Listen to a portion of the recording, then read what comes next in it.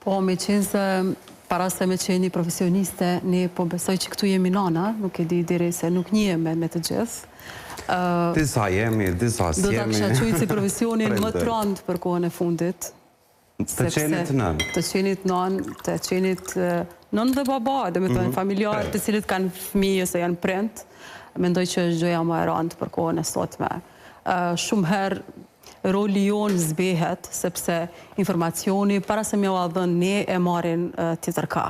Kështu që realisht nuk mundemi me pas ndikimin që kanë pas prindët tonë tek ne, sepse kur na tregonin më herët prind diçka, për neve ish risia më e madhe, ish përvoja e tyre, ish gjithçka, kurse tani ato e marrin informacionin dhe vinë të gatshëm, me pyetje, me njohuri që ndoshta edhe ne nuk i dim, kështu që tani nuk po rriten vetëm fëmijët, po rritem edhe na me ta.